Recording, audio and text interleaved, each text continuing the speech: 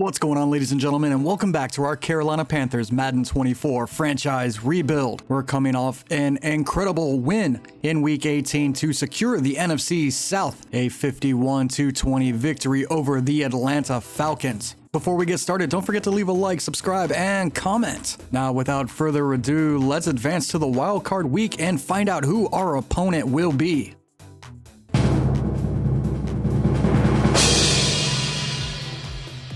And there you have it, folks. Our opponent for the third time this year, the Atlanta Falcons.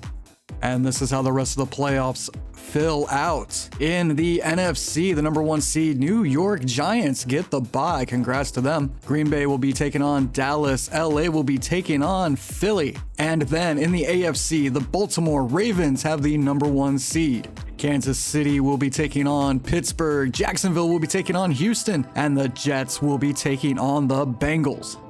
And I don't think this is any surprise to anybody but the offensive player of the week, Miles Sanders. He set the NFL record for most rushing yards in a single game with 308. He had 5 rushing touchdowns. Unbelievable performance by Miles. And what turned out to be a pretty good year for us offensively, we finished 3rd in the NFL in total points scored. Excellent job. Defensively, we were okay, not great, but not terrible. We finished with 409 points against, and we finished the year on a 3-game winning streak. All right, and let's take a look at how our Panthers performed this year on their way to winning the NFC South title. At quarterback, Bryce Young finishes with 30 touchdowns, 27 interceptions. At least he finished with more touchdowns than picks. That's good. And 4,284 yards. Bryce Young has improved a bit.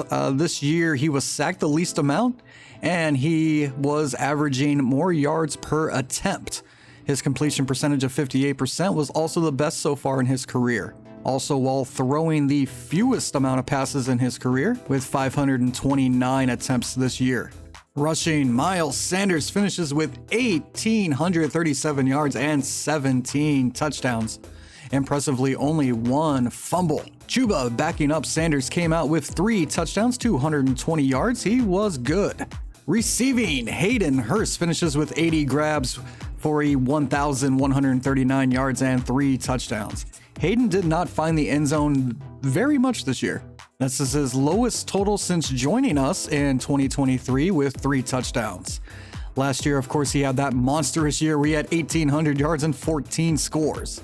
Impressive 5th-round rookie Justin Dean out of Clemson finishes with 878 yards and 6 touchdowns. Jonathan Mingo right behind him with 861 and 5 scores. And then DJ Chark, 751 yards and 9 scores. Good year for him. Elias Quintana continues to improve as he finished with 480 yards and 3 scores. Fellow rookie Ramon Medina finishes with 119 and 2 scores. He wasn't bad. The couple times we threw it to him, he was fine. I think he'll be a solid depth receiver for us. And then 2 touchdowns here to John Lovett. He had the one good game where he caught 2 passes for 2 yards for 2 touchdowns.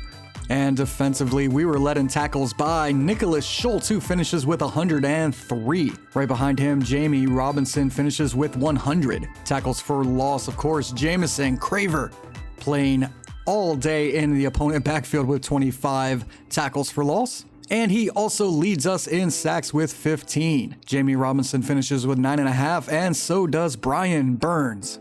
It was a bit of a down year. Last year, Brian Burns finished with 15.5 sacks. Now he fails to break 10. Interceptions this year, 8 go to Dante Jackson, including 1 pick 6. 4 go to Stephon Gilmore, 3 to J.C. Horn, and then Robinson and Bell both pick 1 up.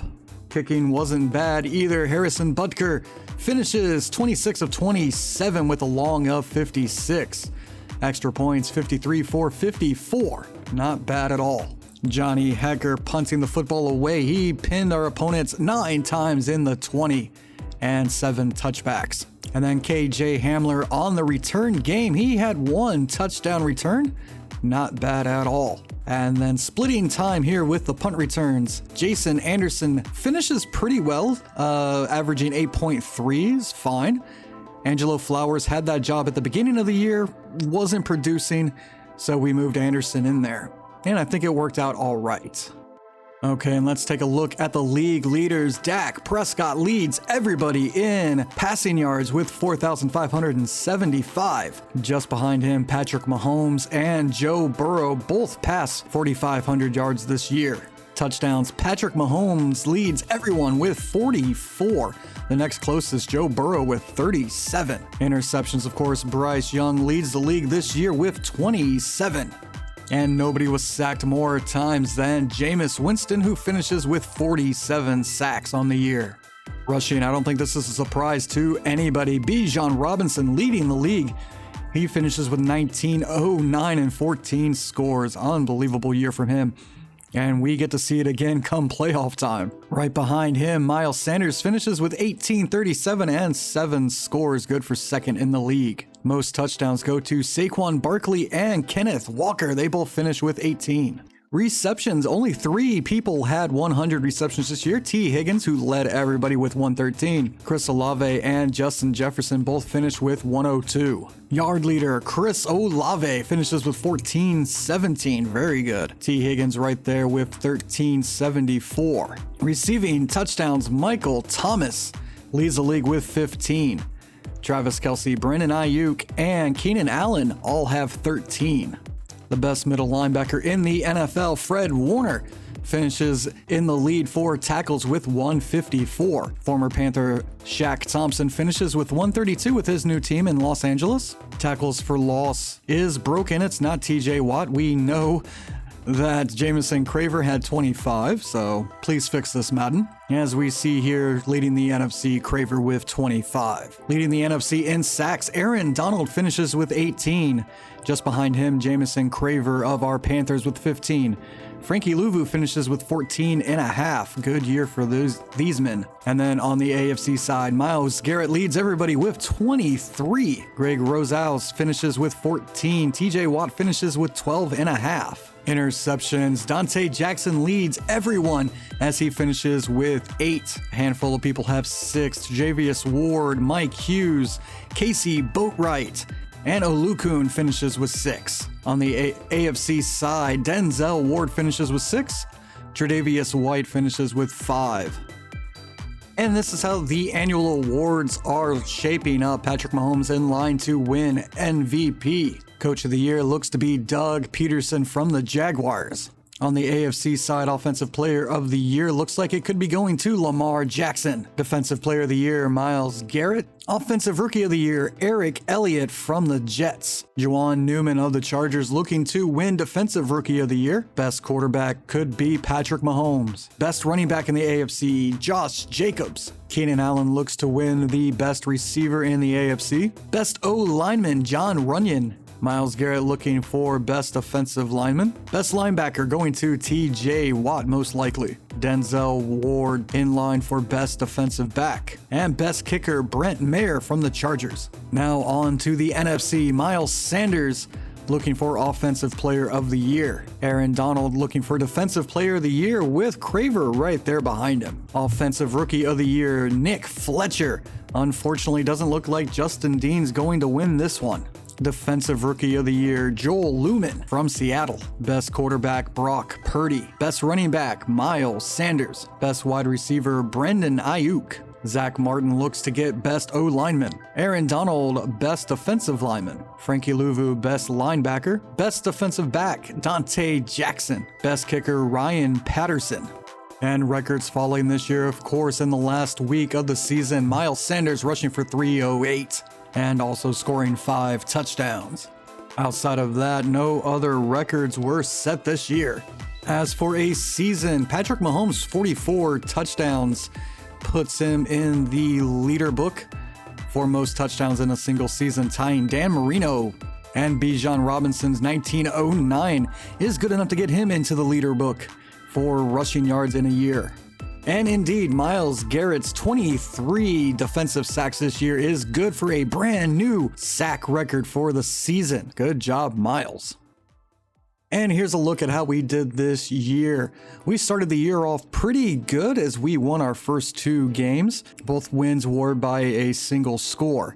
over the Jaguars and then the Cardinals. Then our first loss came in week 3 against the 49ers, where we lost by 5 points. And then the following week, we got blown out by Green Bay. We came back strong, though, in week 5 to defeat the New England Patriots. We had a pretty early bye week in week 6, and then we came out of that and got absolutely destroyed by the Saints. 45-3. After that, we turned it around, destroying the Eagles 37-3, and then winning a close one here against the Bucks 28-17, and then another close one against the Rams the following week. Then we kind of went up and down as we lost 40-24 to the Falcons, came back to win 21-3 against the Dolphins, lost a close one to the Saints, won a close one against the Jets, lost another good one here to the Bills. And then after that, it was on to winning as we took down the Buccaneers by 3 points, 23-20. And then we kicked it into high gear as the playoffs neared as we took down the Seahawks 35-14 and then the Falcons 51-20. A couple notable firings.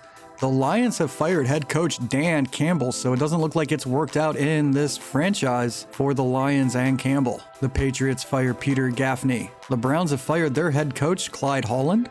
And the Bears fired their head coach, Brent Perkins. So a couple head coaching positions open this year. And interestingly enough here, I just realized the Eagles have made it to 3 straight Super Bowls. They were there last year losing to Buffalo. The year prior, they won the Super Bowl against the Ravens. And then, of course, they got beat by Kansas City in 2022.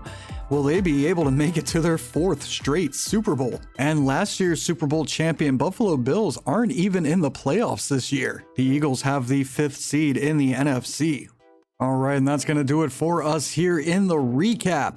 Coming up in the next episode will be Wild Card Weekend as we face the Atlanta Falcons for the 3rd time this year. Can't wait to get that one underway. Once again, I'd like to thank everybody for watching. Don't forget to leave a like, subscribe, and comment, and I will see you guys in the next one. Goodbye.